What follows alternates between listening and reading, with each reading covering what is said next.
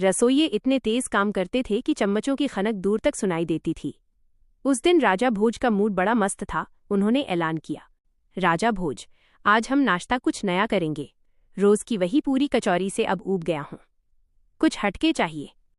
इतना सुनना था कि सारे रसोइये के चेहरे पर पसीना झलक गया। कौन हटके? महाराज का मतलब क्या है? लेकिन तभी राजदरबार के बाहर से एक ठहाका गूंजा। गंगू तेली आवाज।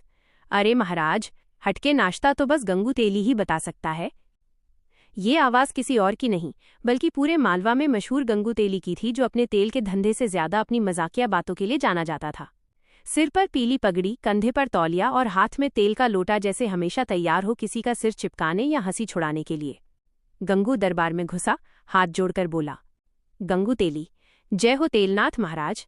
अरे नहीं, जय हो भोजनाथ महाराज। जुबान फिसल गई महाराज, तेल लग गया होगा शायद। दरबार ठहाकों से गूंज उठा। राजा भोज हंसकर, गंगू तू तो बड़ा हंसमुख है। चल बता, नाश्ते का नया स्टाइल क्या है?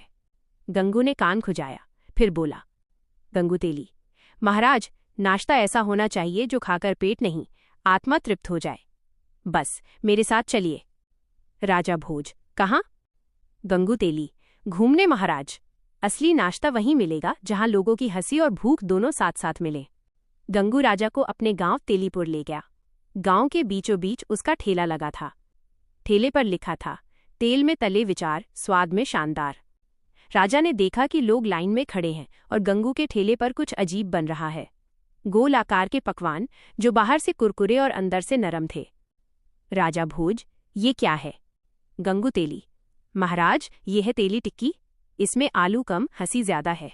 राजा ने एक निवाला लिया और फिर दूसरा और फिर तीसरा। राजा भोज, वाह गंगू, इसमें तो कुछ जादू है।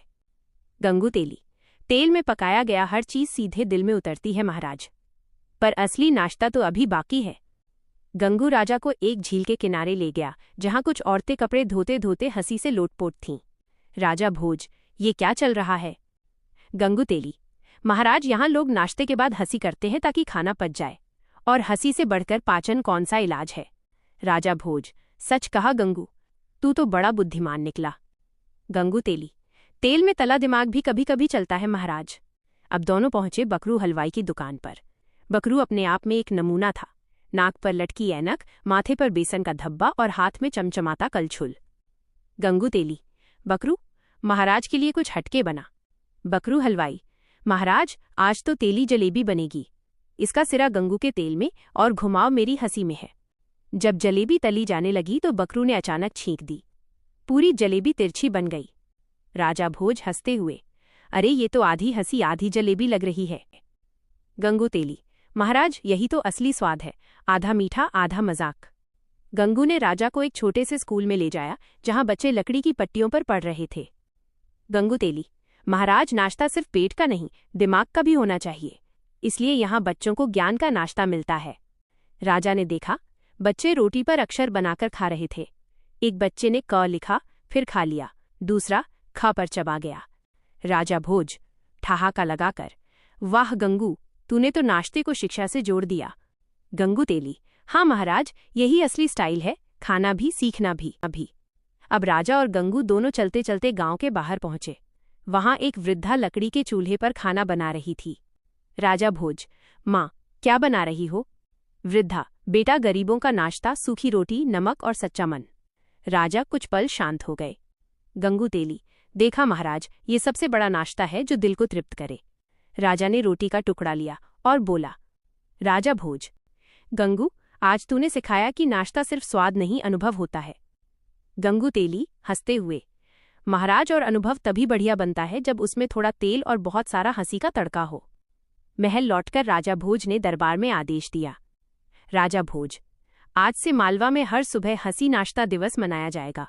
पहले लोग खाएंगे, फिर हंसेंगे और फिर काम करेंगे। सारे दरबारी जय भोज महाराज बोलकर उछल पड़े। गंगू तेली, और महाराज, इस आदेश के पीछे मेरा नाम भी जोड़ दीजिए ताकि इतिहास में लिखा जाए। राजा भोज और गंगू तेली ने मिलकर मालवा को सबसे हंसमुख राज्य बना दिया।